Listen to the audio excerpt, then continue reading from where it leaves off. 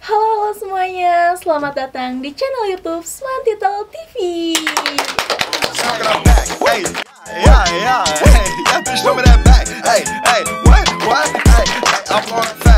Nah, untuk podcast hari ini kalian bakal ditemenin sama aku, Keisha Devani Putri. Nah, teman-teman, kali ini kita lagi kedatangan tamu alumni SMA Negeri 3 Kota Bukit Tinggi. Nah, beliau ini pernah menjadi titik fokusnya di bidang penerbangan. Penasaran kan itu siapa? Kita sambutin dulu dong, Kak Dia. Yeay. Hai. Halo, say hi dulu dong, Kak. Hai, gitu ya. Iya. Nah, Kak, sebelumnya perkenalan diri dulu dong ke teman-teman semua, dari nama, jurusan yang diambil, sama ya Tentang aku ya, Iya. gitu ya. Oke. Sebelumnya kenalin, nama aku Lailatul Sadia. Aku biasa dipanggil Laila atau Kak Dia juga boleh. Untuk S1 aku itu di bidang ilmu politik, S2 aku di public policy. Dulu waktu SMA itu aku ambilnya IPS. Nah, terus abis itu waktu SMA di SMA 3 itu jurusan angkatan 2013. 2013. Ya. Nah, aku dengar-dengar kakak ini pernah di titik fokusnya penerbangan, khususnya pramugari nih, Kak. Betul. Dulu pernah nggak sih, Kak, kepikiran untuk jadi pramugari?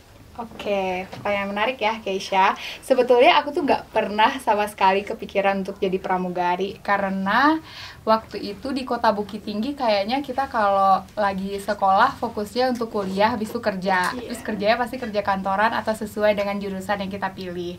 Nah, sebetulnya ketika aku berkesempatan untuk kerja di Jakarta, nah di sanalah aku baru melihat banyak exposure baru sehingga aku merasa, oh kayaknya menjadi pramugari internasional ini adalah satu cara untuk aku bisa upgrade diriku, tidak hanya kerja di Indonesia tapi bisa bekerja di luar negeri. Jadi sebetulnya alasan kenapa menjadi pramugari itu terbentuk ketika aku udah merantau ke Jakarta. Begitu.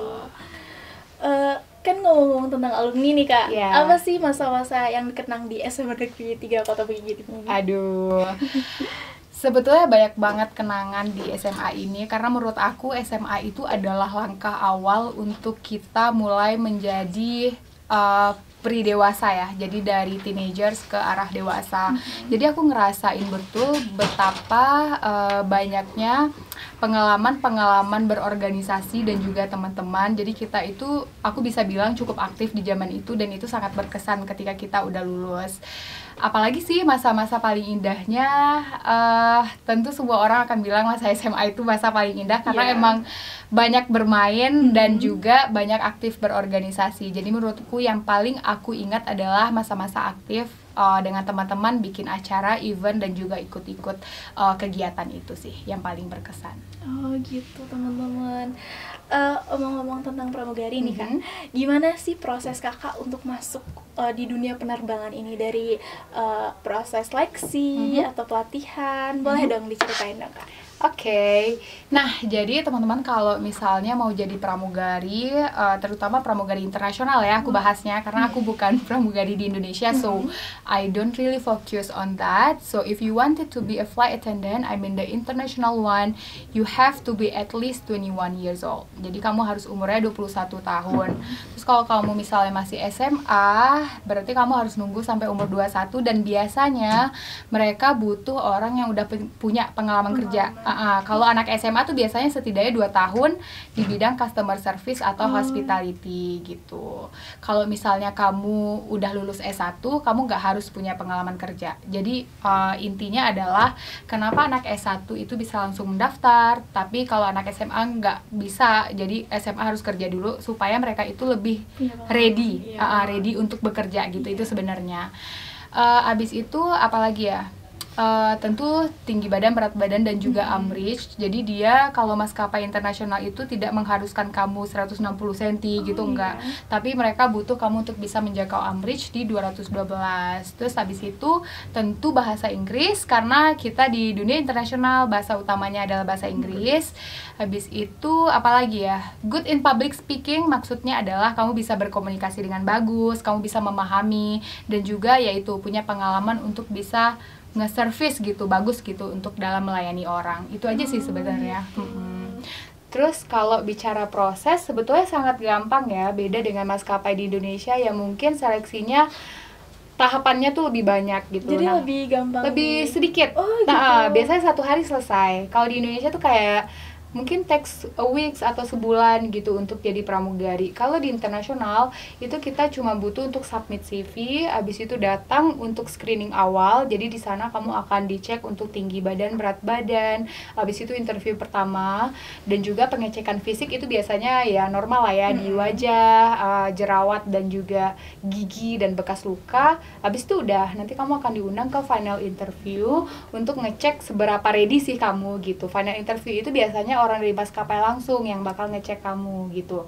Jadi mereka akan lihat kamu secara bahasa oke nggak gitu, kamu ini anaknya bisa nggak sih untuk kerja dan sesuai dengan role-nya si pramugari ini gitu. Kalau kamu bisa, oke, kamu pasti bakal akan diterima. Kalau belum ya kamu harus berlatih untuk memperbaiki itu. Itu sih sebenarnya tahapannya, dan menurut aku itu cukup simple, Kesha. Oh gitu. Tapi juga banyak tantangannya gitu ya, Kak. Betul, tentu.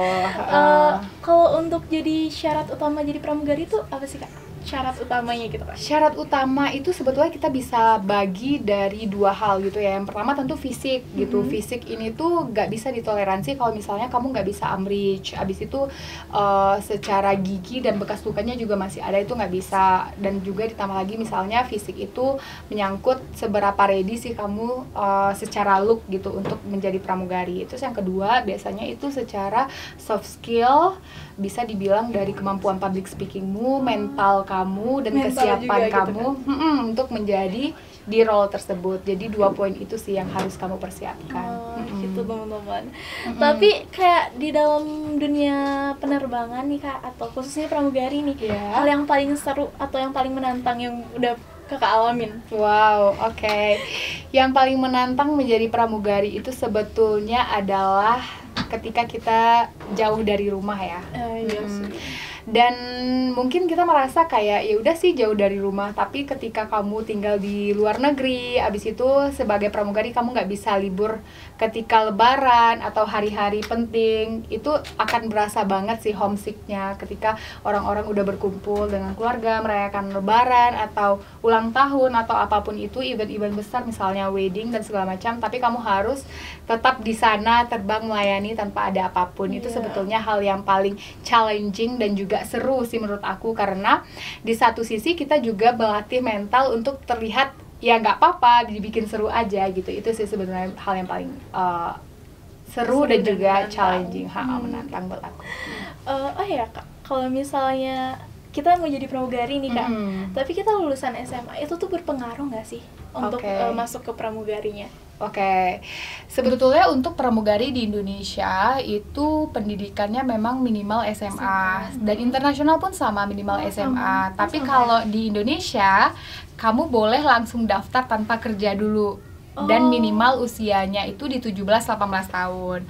Tapi kalau internasional, mereka butuh usia kamu itu di 21 tahun. Dan kalau SMA, kamu diminta untuk punya pengalaman kerja setidaknya 2 tahun.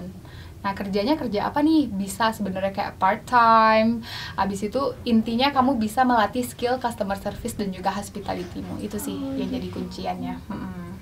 Dari apa sih, Kak, yang pelajaran atau soft skill yang didapatkan waktu SMA atau kuliah-kuliah nih, Kak, yang kepake banget nih? Oke, aku ingat banget yang paling berpengaruh ketika SMA itu karena aku aktif di pramuka dan juga paskib ya. Jadi secara disiplin dan juga mental itu udah kelatih banget gitu. Jadi aku tuh cenderung untuk tidak mudah takut gitu ya, jadi mudah beradaptasi. Apalagi kalau teman-teman ingat kalau misalnya ikut pramuka ada jurit malam yang kayak dibikin takut, itu sebetulnya sangat menguatkan mental gitu ketika kita harus adaptasi dengan budaya baru atau kita bertemu dengan challenge yang kita nggak bisa predik gitu ya di masa depan. Itu sebetulnya udah ngelatih mental kita untuk kuat. Nah, satu lagi, waktu kuliah itu aku sangat aktif di public speaking, dalam hal ini debat. Jadi aku ikut nasional debat.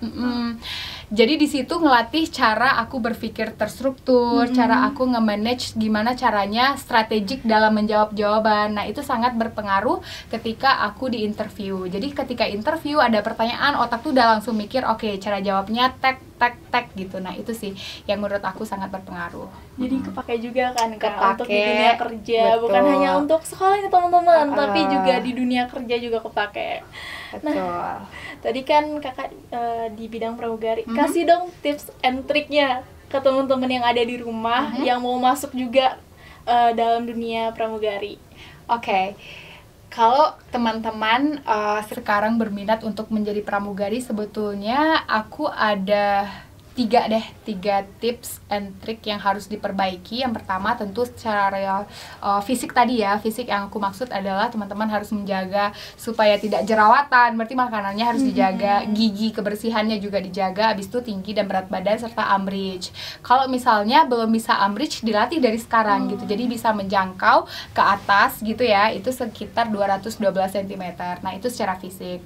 Habis itu secara nomor 2 itu adalah soft skill. Soft skill di mana kamu itu diminta untuk bisa berkomunikasi dengan bagus lah. Nah, biasanya teman-teman bisa latih dengan banyak berorganisasi, abis itu bisa presentasi depan kelas misalnya, atau cara kamu berkomunikasi dengan gurumu itu juga akan masuk di soft skill. Nah, biasanya juga masuk di bagian kesopanan, cara berkomunikasi yang dengan tata krama, itu pasti akan kepake banget kalau kamu mau jadi pramugari.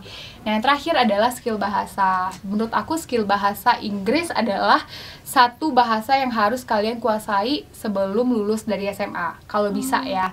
Kalau bisa misalnya belum terlalu fasih, tapi ada orang yang mau masuk pramugari, itu kemungkinan besarnya diterima apa enggak sih Kak? Nah, sebetulnya untuk zaman sekarang, karena semua orang tuh kayak everyone is speak in English kan. Jadi itu tuh udah kayak bahasa harian biasa gitu bagi orang. Nah, teman-teman yang mau ikut tinggal ditambahin vocabulary di bagian customer service dan juga hospitality tadi. Misalnya kesehariannya orang-orang di customer service itu kan melayani. Nah, banyakin tuh vocabulary di bahasaan melayani tadi. Misalnya cara nge-serve, cara kalian saying hi, abis itu cara kalian berterima kasih, cara kalian meminta maaf. Nah, itu sih vocabulary yang bisa kalian fokusin gitu. Jadi kan sifatnya lebih ke hafalan yang bisa dikejar gitu dalam waktu singkat. Itu sih menurut aku. Jadi tetap harus ada usaha juga kan Kak? Betul, pasti. Susah nggak sih Kak untuk masuk pramugari ini? Well, waktu yang pas pertama-tama Kakak coba jadi masuk ke sebetulnya aku itu one shot langsung lulus. Aku nggak bilang itu mudah, tapi aku ngerasa aku itu sudah banyak persiapan sebelumnya. Jadi preparation it matters a lot to me. Apa aja tuh? Persiapan dalam artian di kuliah itu aku udah sangat melatih public speaking ya. Jadi aku tuh sudah mudah lah untuk komunikasi dan interview. Habis itu waktu aku kerja pertama kali itu kan aku di startup company. Jadi itu travel agent terbesar Traveloka. Itu aku udah biasa nge-handle komplain customer. Jadi ketika aku dihadapkan dengan interviewer yang menanyakan tentang customer, aku udah bisa gitu. Nah, satu lagi di bidang fisik juga aku udah mulai nih bisa kayak make up gitu, udah tahu lah cara merawat diri. Jadi aku ngerasa ketika aku ikut mendaftar menjadi pramugari internasional di umurku 21, itu aku udah prepare a lot sih. Jadi aku udah ready gitu, makanya aku diterima. Nah, tapi kalau teman-teman ngerasa masih banyak yang kurang, nah itulah waktunya teman-teman untuk memperbaiki itu supaya nanti mudah untuk diterima. Ya, mulai dari sekarang ya Kak. Betul. Yang mau masuk pramugari, penerbangan, disiapin semuanya. Betul gitu, banget. Nah Kak, kasih dong harapan Kakak untuk adik-adik dan SMA kita ke depannya gitu. Harapan dari aku itu cukup sederhana sebetulnya, karena aku itu percaya di setiap ada kerja keras itu pasti akan menghasilkan sesuatu. Nah, menurut aku salah satu kerja keras yang bisa dilakukan oleh kita student itu adalah dengan banyak membaca buku. Baca buku itu tujuannya adalah untuk memperluas cakrawala berpikir, mempermudah kalian juga dalam berkomunikasi. Jadi stock of knowledge yang kalian sampaikan itu banyak, sehingga ketika kalian lulus itu kayak tinggal connecting the dot aja gitu. Kalian nggak kayak aduh ini kemana ya arahnya gitu, kayak kalian nggak kayak orang hilang gitu, tapi kalian udah terarah karena udah punya bacaan yang banyak, jadi lebih mudah gitu untuk masuk ke step berikutnya, which is kuliah gitu. Itu sih aku. Kalau misalnya harapan untuk SMA ini gimana dong? Harapan untuk SMA 3, surprisingly I see a lot of pembaharuan di sini. Jadi sebenarnya aku ngerasa oke, dari aku keluar di tahun 2013 sampai sekarang tentu udah banyak perubahan ya. Jadi harapannya sebetulnya keep doing that good work atau good environment yang bisa diberikan ke student, karena menurut aku itu akan berpengaruh banyak sih buat mereka untuk readiness mereka ketika lulus dari SMA nanti. Jadi kayak memperbanyak aktivitas kayak podcast ini, abis itu kayak ekskul yang lain in terms of belajar biasa gitu, karena menurut aku soft skill inilah yang sebetulnya bisa membantu kalian untuk lebih kepake ketika kalian lulus kayak gitu sih. Kata-kata motivasinya boleh nggak Kak untuk anak-anak sekolah atau anak kuliah juga nih yang mau masuk ke dunia kerja gitu, kan? Kata-kata motivasi sederhana, nggak usah stres-stres lah, yang penting lakuin aja the best that you can do gitu. Yang penting lakuin aja dan berani mencoba nih ya. Berani mencoba dan yang terbaik, selalu yang terbaik. So ketika melakukan sesuatu jangan pernah setengah-setengah gitu. So give your best in every matters gitu. Oh gitu kan. Kayak perjalanan jadi pramugari, Kesha juga nggak expect nih Kak. Kalau misalnya kakak tuh, aku kira kakak tuh mau jadi pramugari tuh dari awal SMA. Ternyata baru rencana pas di Jakarta gitu ya Kak. Betul. Sangat menginspirasi sih. Sama ada juga nih perjuangan kakak untuk masuk pramugari juga ya Kak. Dari SMA sampai kuliah. Betul. Makasih loh Kak udah jawab pertanyaan aku. Sama udah datang juga nih ke podcast kita hari ini. Terima kasih ya for having me. Aku juga appreciate lah teman-teman udah undang. Semoga apa yang aku sampaikan bisa jadi motivasi atau menjadi penyemangat lah buat teman-teman yang mungkin mau menjadi pramugari internasional. Nah gitu teman-teman. Jadi apapun itu kita harus berani mencoba, berani ngelakuin, dan ada persiapan juga dong harusnya gitu.